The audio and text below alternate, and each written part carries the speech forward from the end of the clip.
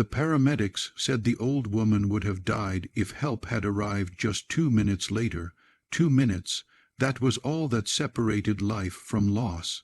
And yet, as the sun streamed through the massive glass walls of the Markley estate, casting warm daylight across the marble floors, the only thing anyone would remember about that morning was the billionaire's fury, not the maid's courage, because within an hour of saving his mother's life, Mira Elcrest was standing outside the mansion gates with her belongings in a cardboard box, trembling as the man whose mother she had rescued accused her of the one thing she feared most. If you believe in kindness, second chances, and standing up for what's right, please like, comment, share, and subscribe to Soul of Light to support more stories like this. Mira had worked for the Markleys for less than a year.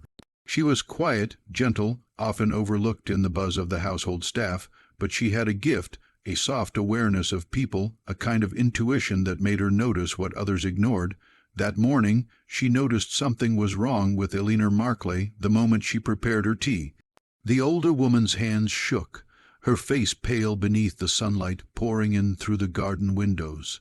Mira dropped everything and rushed to her side, calling an ambulance before Eleanor collapsed fully.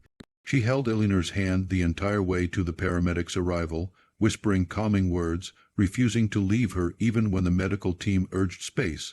But kindness often goes unseen, and sometimes it's punished.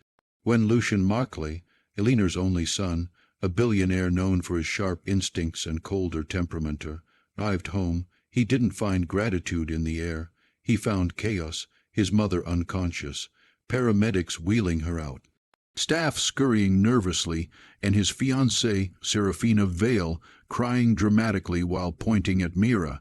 Serafina claimed the maid had let Eleanor fall, that she delayed calling for help, that she'd been negligent. Her story spun like silks, smooth, convincing, dripping with false sorrow.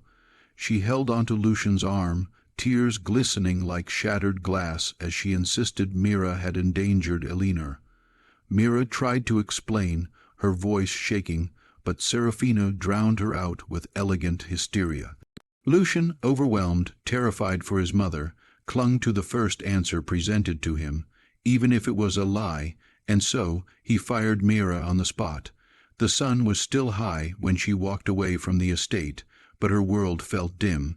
She returned to her small room above a floral shop downtown, unsure how she would pay rent, shaking from the injustice of losing everything for doing the right thing. Still, she didn't hate Lucian. He was blinded by fear and by Serafina's manipulative charm. What hurt most was the truth buried beneath lies. Days passed, each one quieter than the last. Mira visited the hospital in secret, leaving small handwritten notes for Eleanor, who had not yet awakened. She didn't sign them, knowing Lucian wouldn't want her near. Yet she felt responsible for the woman who had shown her rare moments of warmth. Mira prayed silently for her recovery. Meanwhile, Lucian spiraled with guilt and restlessness. Serafina insisted he forget about the maid and focus on wedding plans, but something didn't sit right. Mira's eyes, when she tried to defend herself, hadn't held guilt.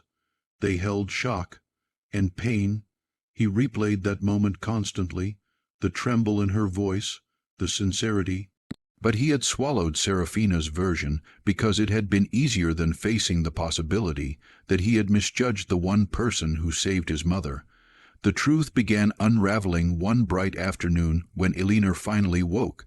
Lucian stood at her bedside, barely holding himself together, when the older woman whispered, "Where is the girl who saved me?" His stomach dropped. Eleanor, though weak, remembered everything. She remembered Mira catching her as her knees buckled, calling for help, staying with her. She remembered no negligence, no delay, only care. When Serafina entered the room moments later and attempted to divert the conversation, Eleanor looked at her with a clarity that sliced through the room. "Why did you lie?" she asked. Serafina froze. Lucian's world shifted. The elderly woman revealed something else. She had overheard Serafina on the phone that morning, complaining about how Lucian's mother was becoming an obstacle to the wedding. Elinor had not expected an attempt on her, but she suspected the woman cared little for her well-being. Serafina tried to twist the story, but it was too late. Lucian saw the truth written in every nervous flicker of her eyes. Their engagement shattered in minutes. Lucian left the hospital in a storm of regret. He had fired the woman who saved the person he loved most. He had humiliated her, cast her aside without listening. The shame burned him. For the first time in years he felt unworthy of his own name. Finding Mira wasn't easy. He searched every district, every shop, until he finally found her tidying shelves in the floral store beneath her rented room. She froze when she saw him, her hands trembling around a vase. Lucian apologized, an apology soaked in sincerity, regret, and humility. He told her everything, his mother's words, Serafina's lies, the broken engagement. Mira listened, tears clouding her vision, not out of vindication but out of relief. She had never wanted vengeance. She just wanted the truth to surface. Lucian offered her job back, but she hesitated. Returning meant reopening wounds, seeing the place where she had been wronged. Yet when Elinor arrived days later, leaning on a cane but smiling at Mira as though she were family, Mira felt her heart soften. She agreed to return, not as a maid, but as Elinor's personal caregiver, a role filled not with servitude but respect. The Markley estate felt different when she walked through it again, sunnier, warmer, as if injustice had finally been pushed out of its walls. Lucian, humbled, began seeing Mira not as an employee, but as someone whose strength eclipsed his wealth. Their bond grew slowly, respectfully, built on healing rather than haste. And though the story did not rush into romance, it planted something gentle between them, a spark of gratitude, trust, and maybe, one day, love. If this story touched your heart and reminded you of the power of truth and courage, please like, comment, share, and subscribe to Soul of Light. Your support helps these stories reach those who need them most. Special request: comment Light wins. If you believe truth always finds its way. And so, under the bright daytime sky that once witnessed injustice, Mira stood taller than ever, not because the world had suddenly become fair, but because she had survived it, changed it, and walked forward with grace.